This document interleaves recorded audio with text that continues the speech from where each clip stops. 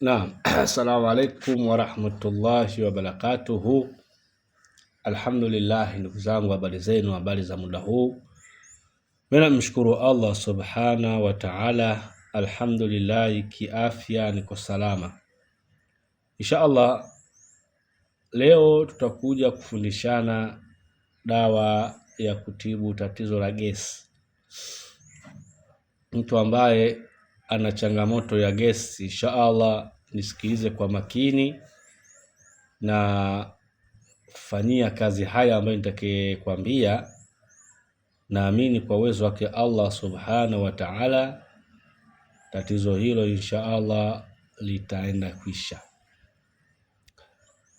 Na vile vile gesi ni katika maradhi moja ni hatari sana, lakini maradhi haya huwa yanasababishwa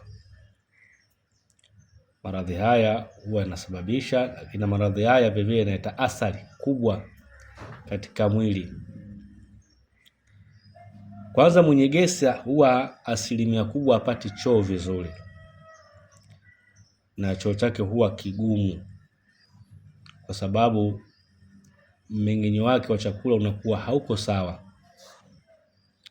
na gesi inapozidi basi husababishia maradhi ya vidonda vya tumbo, na vidonda vya tumbo vingine vikiwa viko konki, vimeshakula sana, huwa vinazalisha gesi.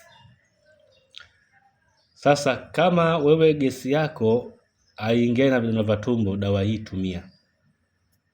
Lakini kama gesi hii inasababisha vidonda vya tumbo, dawa hii usitumie, kwa sababu mchanganyiko mmoja vidonda vya tumbo utapata maumivu makali, kwa maana si rafiki kwa mtu ambaye mwenye maradhi ya vidonda vya tumbo.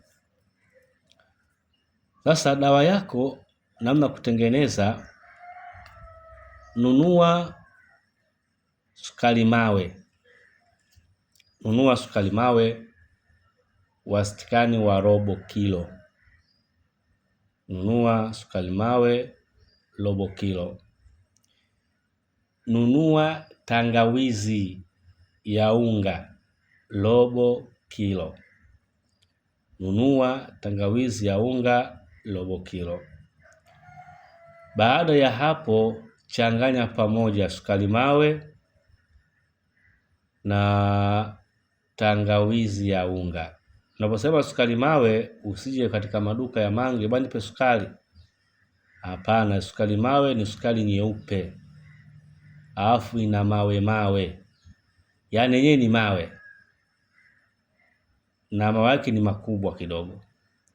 Kwa hiyo ukienda katika duka la dawa lolote, dawa la asili, nataka sukari mawe, watakupa sukari mawe ni nyeupe.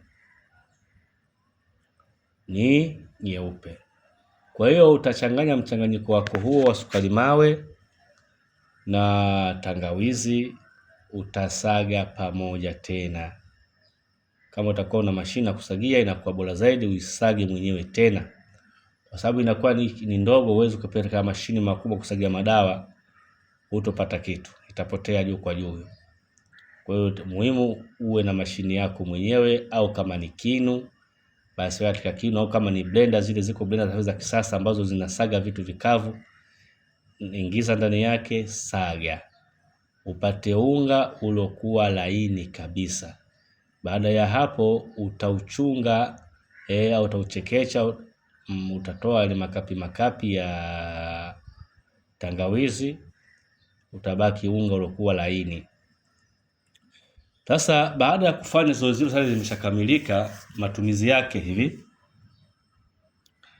matumizi yake utachukua mchanganyiko huo, kijiko kimoja cha chakula. Chukua kijiko kimoja cha chakula, utakiweka mdomoni, utamung'unya kama mtu anayemung'unya pipi. Utakiweka mdomoni, utatafuna, utameza. Baada ya nusu saa utatengeneza chai yenye tangawizi. Kwa maana utachukua tu tangawizi kipande kimoja kikubwa, utakisaga, utapika chai. Chai hiyo usitie chochote zaidi ya tangawizi, yaani hata sukari usiweke. chemsha, kisha chemka vizuri, chuja, iache ipoe kidogo. Utakunywa baada ya nusu saa kutafuna ama kula hii dawa ya kwanza asubuhi. Baada ya nusu saa utakunywa hiyo tangawizi yako, lakini hiyo kidogo iwe kali kidogo. Zoezi hili utalifanya kwa siku mara 2. Utalifanya asubuhi kabla hujakula kitu chochote, na utalifanya usiku wakati unakwenda kulala. Tumia utaratibu huu kwa muda wa wiki 1, wiki 3 mpaka wiki 4. Kwa uwezo wake Mwenyezi Mungu Subhanahu wa Ta'ala